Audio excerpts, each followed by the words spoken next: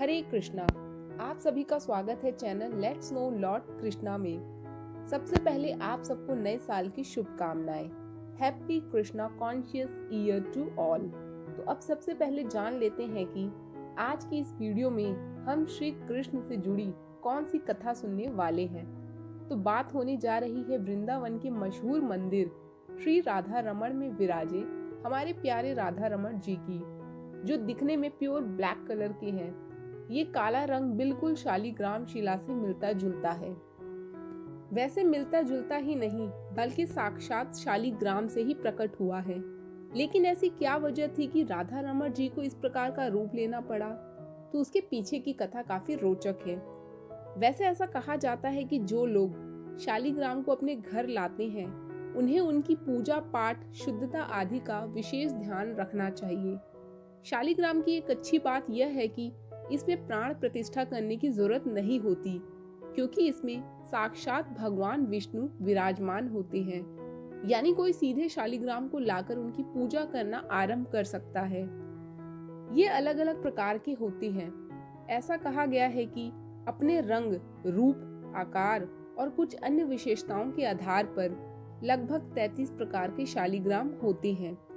इसमें से 24 प्रकार के शालिग्राम तो भगवान विष्णु के 24 अवतारों से संबंधित माने गए हैं। जहां एक तरफ शालिग्राम की पूजा करना बड़ा लाभकारी और शुभ होता है, वहीं दूसरी तरफ इसको लेकर कुछ सावधानी भी बरतनी जरूरी होती है। आप किसी अच्छे जानकार से असली नकली शालिग्राम के बारे में पूछ सकते हैं, क्योंकि हर काले रंग की शिला शालिग्राम नहीं होती। ये तो बात हुई शालिग्राम की। लेकिन वीडियो के अंत में आपको श्री राधा रमण मंदिर से जुड़ी एक हैरान कर देने वाली बात भी पता चलेगी।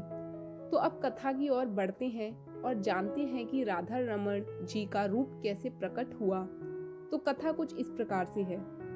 एक बार श्री गोपाल भट्ट गोस्वामी नेपाल में मुक्तिनाथ मंदिर गए, जो कि वैष्णव संप्रदाय के प्रमुख मंदिरों में से एक है।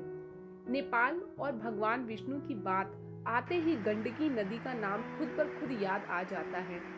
तो इस पवित्र नदी में स्नान करने के बाद गोपाल भट्ट गोस्वामी जी ने जब अपने लोटे में नदी का जल भरा तो उसमें कुछ शालिग्राम खुद आ गए। उन्होंने लोटे को खाली किया और दोबारा जल भरा, तो इस बार भी ठीक वही शालिग्राम आए।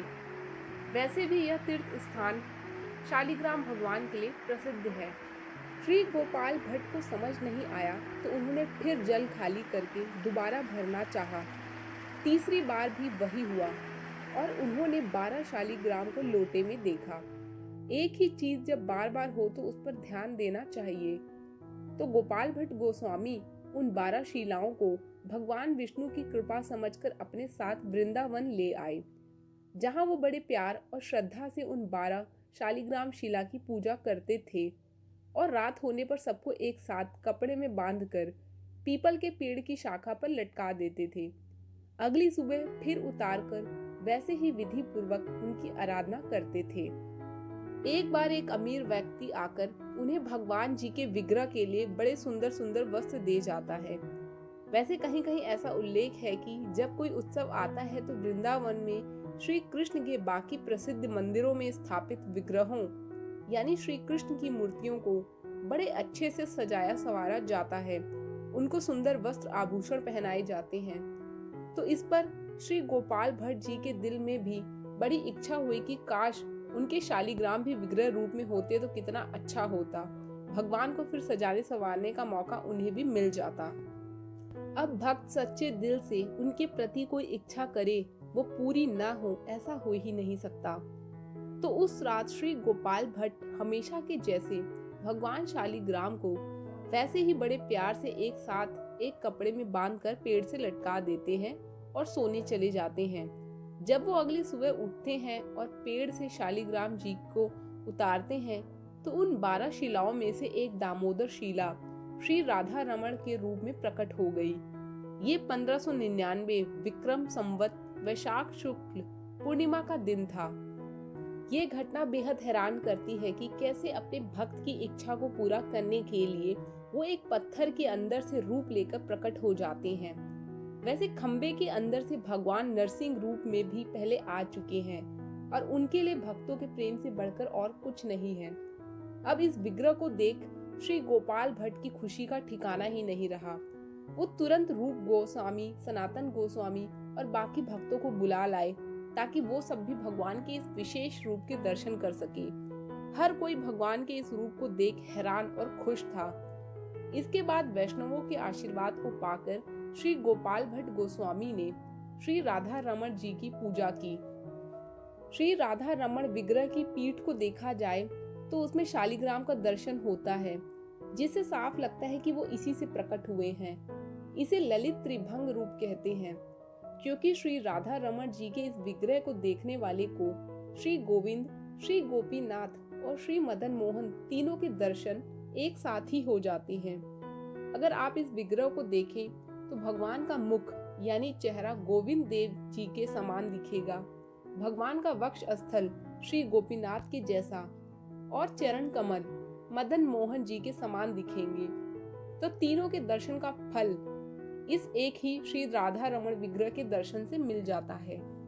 राधा रमण जी की प्रतिमा के साथ राधा जी की प्रतिमा अलग से नहीं है, क्योंकि राधा कृष्ण दोनों को यहाँ एक ही रूप में पूजा जाता है। वैसे बाकी विग्रहों की तरह श्री राधा रमण जी वृंदावन से कहीं बाहर नहीं गए। बता दें कि आज तक गोस्वामी समाज द्वारा ही श्री राधा रमण जी की सेवा की जाती है। मंदिर में श्री राधा रमण के विग्रह के साथ बाकी की 11 शिलाएं भी स्थापित हैं और उनकी भी विधि पूर्वक पूजा होती है। जहाँ तक बात है रूप गोस्वामी और सनातन गोस्वामी की, तो यह दोनों ही श्री चैतन्य महाप्रभु के प्रमुख शिष्य थे। चैतन्य महाप्रभु भगवान कृष्ण के भक्ति अवतार थे।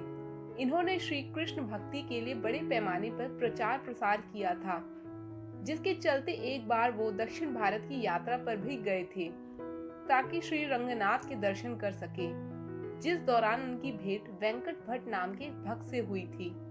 वो चातुर्मास का समय था, यानी वो 4 महीने जो ध्यान और साधना करने वाले लोगों के लिए बड़े अच्छे माने जाते हैं। इन 4 महीनों के लिए भगवान विष्णु योग निद्रा में चले जाते हैं। तो हुआ यह कि भक्त वेंकट भट्ट ने चैतन्य महाप्रभु को इन 4 महीने के लिए अपने घर पर ही निवास करने को कहा। दोस्तों, श्री गोपाल भट्ट वेंकट भट्ट के ही बेटे थे। उन्हें चातुर्मास में श्री चैतन्य महाप्रभु की सेवा करने का मौका मिला जब वो सिर्फ 11 साल के थे। गोपाल भट्ट जी तो महाप्रभु के साथ ही वृंदावन चले जाना चाहते थे, लेकिन महाप्रभु ने उन्हें आशीर्वाद दिया और शिक्षा दीक्षा लेने और माता पिता की सेवा करने को कहा। साथ ही कहा कि माता पिता के देहांत के बाद वो वृंदावन जाकर रूप गोस्वामी और सनातन गोस्वामी के साथ रहें और उनकी मदद करें। इतना ही नहीं, महाप्रभु की ही ये इच्छा थी कि श्री गोपाल भट्ट गोस्वामी गौड़ी वैष्णव संप्रदाय के अगले गुरु के रूप में सामने आए, यानी श्री चैतन्य महाप्रभु के प्रमुख शिष्यों में से एक होने के साथ वो वृंदावन के 6 गोस्वामियों में से भी एक थे। और इनकी कृपा से ही आज हम सबको श्री राधा रमण मंदिर में राधा रमण जी के दर्शन करने का सौभाग्य मिला। वैसे वृंदावन के इस मशहूर मंदिर से जुड़ा एक और रहस्य भी आप सब जान लें। वो रहस्य है कि श्री राधा रमण मंदिर की रसोई में एक भट्टी है जो हमेशा जलती रहती है। ये पिछले करीब 477 या 478 सालों से ही जल रही है। ऐसा कहा जाता है कि इस अग्नि को खुद श्री गोपाल भट्ट गोस्वामी ने ही मंदिर में वैदिक मंत्रों की शक्ति और हवन की लकड़ियों को घिसकर प्रज्वलित की थी। तो दोस्तों, ये थी श्री राधा रमण मंदिर की कथा। और अगर आपको वीडियो पसंद आई हो तो इसे प्लीज लाइक और शेयर करना ना भूलें। साथ ही channel let's know lord Krishna को भी सब्सक्राइब कर दें। धन्यवाद। हरे कृष्णा।